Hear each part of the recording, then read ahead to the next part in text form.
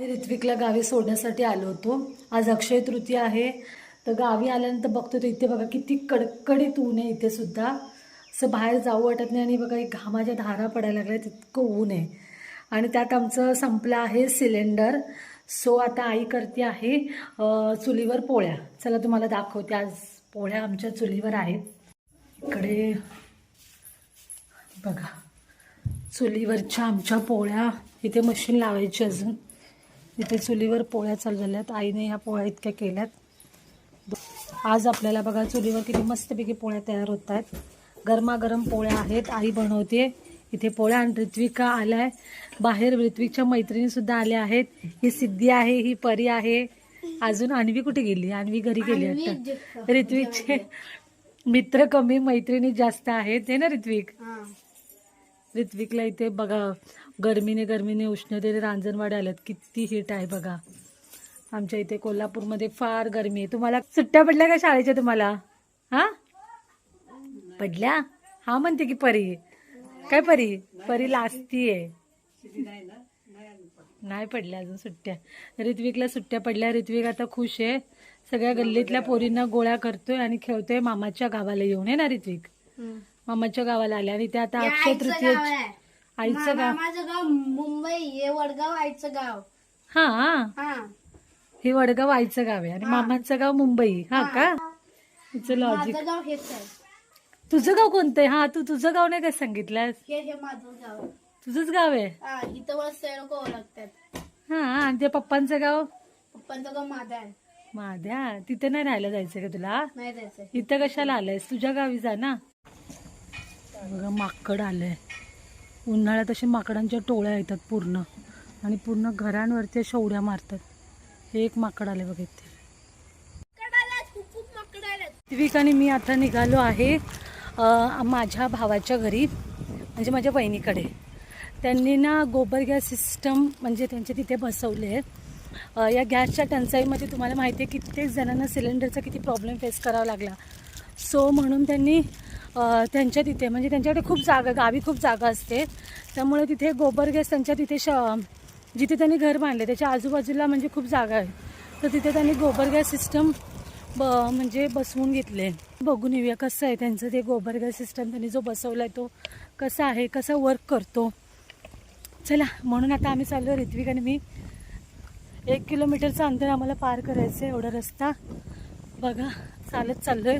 कोवळं ऊन आहे. 5:15 वाजले तरीसुद्धा ऊन आहे आता. आणि आम्ही उन्हातच चालत चाललोय. घरात कोणी आहेत का? कोणीच नाही की काय घरात बिट्टू?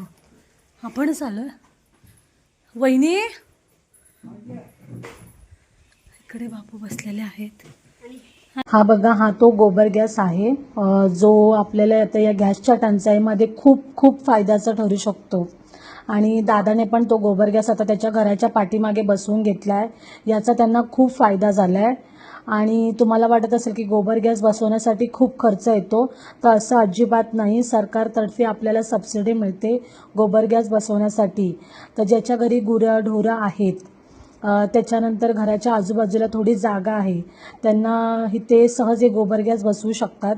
कारण का फक्त या शेणापासूनच या गॅसची निर्मिती होते. यामध्ये कुठल्याही प्रकारचं खरकट पाणी, त्यामुळे त्यानंतर टॉयलेटची घाण वगैरे यामध्ये घालायची नाही आहे. फक्त शेणापासून गॅसची निर्मिती करायची आहे. आणि वहिनी आता आम्हाला माहिती देत होत्या की हे गोबर गॅस कशा प्रकारे काम करतं. तर हा जो टप आहे ना, त्या टपामध्ये आपल्याला जो शेण आहे ते पूर्णपणे कालवून घ्यायचं आहे, पातळ असं करायचं आहे. आणि या टपामध्ये ना थोड्या पण प्रकारे कचरा राहता कामा नये. जर कचरा राहिला तर ते पाईपामध्ये अडकेल आणि पाणी पुढे पास होणार नाही. तर आता बघा त्यांनी त्या पूर्ण पातळ करून घेतल्या आणि पाणी पण बरेचसं वतलं आहे. तर बघा या पाईपामधून पाणी पुढे पास होतं आहे. आणि हा जो गोबर गॅस आहे त्याच्या पाठीमागच्या साईडला ना एक वेस्टेज पाईप आहे. हा बघा हा तो वेस्टेज पाईप आहे ज्याच्यामधून आहे ना, म्हणजे हा गोबर गॅस कसा आहे की ज्याला लागतं तेवढं शेण घेतं आणि बाकीचं राहिलेलं शेण या पाईपामधून बाहेर टाकतं. तर ते जे शेण आहे ना ते आपण शेणखत म्हणून शेतामध्ये पण वापरू शकतो. तर याच्या 2 प्रकारे फायदा होतो. एक तर आपल्याला शेणखतसुद्धा मिळतं आणि त्यानंतर गॅससुद्धा मिळतो. आता ही बॅग बघा, तुम्हाला दिसत असेल ही फुगली आहे. तर ही फुगलेली बॅग म्हणजे याच्यामध्ये खूप सारा गॅस आहे आणि ज्या वेळेला ही बॅग एकदम मऊ पडते त्यावेळेला समजायचं की याच्यामध्ये गॅस कमी आहे आणि आपल्याला आता शेण अजून घालावं लागेल त्यामध्ये. तर अशा प्रकारे गोबर गॅस आपण म्हणजे आपल्या घराच्या आजूबाजूला बसवू शकतो. आणि याच्यामध्ये ना अजून एक फायदा आहे की हा जे बॅग बसवल्यामुळे लहान मुलं त्यात पडू शकत नाही. ही बघा, ही अशा प्रकारची पाईप आहे ना जाडसर, ती अशी कनेक्ट करून आपण आपल्या किचनपर्यंत ते जोडून देतात. हे बघा, ही ती पाईप आहे जी किचनपर्यंत अशी जोडली आहे. एवढी जाडसर ती पाईप असते आणि हा सर्व खर्च आपल्याला सरकारतर्फे येतो. तर गॅस पण बघा किती म्हणजे मोठ्या प्रमाणात पेटतो. जेवण पण पटापट होतं यामध्ये आणि आपला वैयक्तिक फक्त 15 ते 20,000 रुपयेच खर्च होतो. बाकी सर्व खर्च आपल्याला सबसिडीमधून मिळतो.